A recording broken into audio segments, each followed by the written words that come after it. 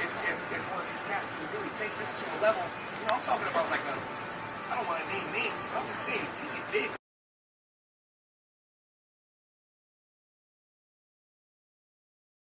TV big, man. Look at Wiz Khalifa. Look what he did coming out of Pittsburgh, and now he's fucking Kanye's ex-girlfriend. You know what I'm saying? This was a dude that came out of the underground, like us, you know what I mean? And took it there. I'm waiting for Minneapolis to have one of those. I feel like,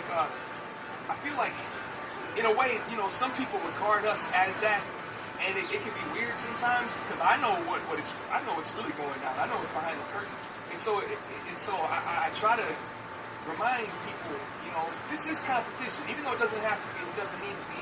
It's natural. We are all kind of in competition with each other because everybody is proud of what they do, and that makes sense. You know what I'm saying? It's like, but if you are trying to take it somewhere, man, shoot for higher than us. You know what I'm saying? Like, don't look at us like that's where we gotta get. Look above us and say that's where we gotta get. Because that's real. Like, I feel like I don't know how I got into that. Back to the rhyme series. Whatever. Hey, I'm gonna take you off and reset the camera. Okay.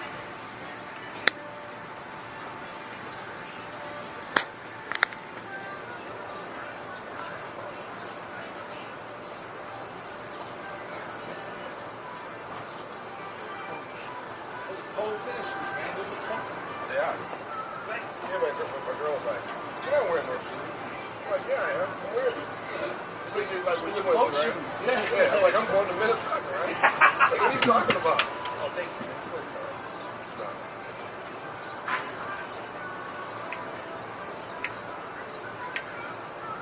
If I'm drawing my answers out too long, just let me know.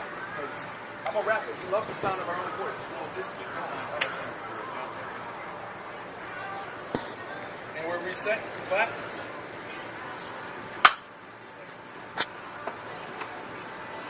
In the early days, rhyme series was, it was just a couple of dudes in a basement.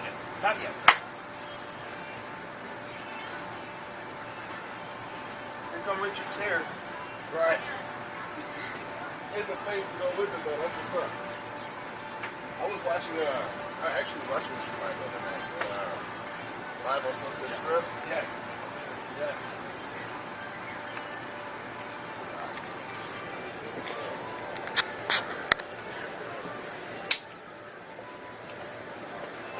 Yeah, to this day, nobody's been able to copy him correctly. Yeah. You know what I mean? Yeah. Like Chris Rock, man, he's done a lot more than a lot more. He's still a little bit more in Bill Cosby area than with Richard Pryor. Just a dirtier version of Bill. You know what I'm saying? Right. But like, Richard was just like, come on, dog. We're talking the 70s. You're on stage and admitting that you owned a dude. Like that's so ahead of its time. You know what I mean? Like, God bless him. So Rhyme Sayers in the early years was just a handful of dudes working to put on a couple of shows around town and record stuff in the basement. It was me, Sadiq, Musab, Spawn, and Ink, basically. It's all kind of blurry because truthfully, prior to that, we had Headshots, which was Full Circle, Abstract Pack, Black Hole, Atmosphere, and Musab. And it was an exciting time because we were all rapping and hanging out. We were all in our 20s, and it was all about kicking it. And you'd go to a party, and there would be 50 dudes at this house party and 3 girls, and nobody cared because 49 of the dudes were all in a circle rapping. Like they weren't even thinking about actually partying. We didn't go to these parties to have fun. We went to these parties to battle each other and to prove shit to each other. It's kind of weird actually when I think about it. But and Headshots was this thing that was it became a citywide kind of city known, and that was really my first taste of local status was through Headshots. When me and Spawn joined Headshots, it took us from being this like satellite group that people kind of remembered as the white and the black dude on stage, and made people take us a lot more serious because Headshots was like our little Wu-Tang clan or something. I don't really know how to describe it. And it was an important movement, but it was very disorganized. And not for any other reason than what are you going to March do? both How you fast gonna in get this lake, 30 and I've got some dudes friends.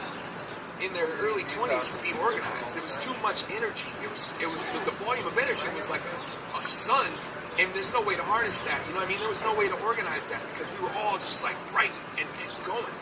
But I will say those were definitely some of the most formative years for me, formative time for me, just in the sense of learning how to work with people outside of my immediate circle. Because before that, you know, I was just working with Spawn.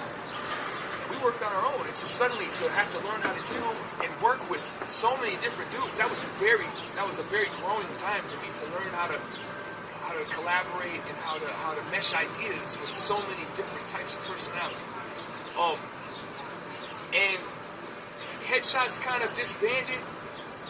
I guess, you know, it's weird because I believe that most of us are still friends to this day, but the disbanding occurred because of business, because of ideas and concepts. You know, once numbers started getting involved, like anything, numbers can come along and kind of make things weird. And I think that's kind of what happened with Headshots. You know, some people decided to go different directions, and for all purposes, it's just the path that occurred. You know what I mean? Like, I look back on it now, and I'm still very nostalgic about the time spent, you know, in Headshots, and even the time spent post Headshots, when Rhyme Series boiled down to just the five of us again. That's a very nostalgic time for me as well, because we were up against the odds then. We lost a lot of the strength. You know what I mean? Like, the dudes that left when Headshots broke up, the dudes that walked away from Rhyme Series, man, there was a lot of muscle and a lot of brain involved in that. Them dudes were amazing MCs, and so we lost a lot of strength when that happened. And so to feel like we were coming in at just a fraction of our strength and trying to still make something happen in the city that was a huge wall for us, you know. And it's funny too, because I think a lot of times people look back at that time and they look at Rhyme Series like, well, yo, they built up and moved on, and it was like, man, we actually at the time felt very much like, yo, like, how are we gonna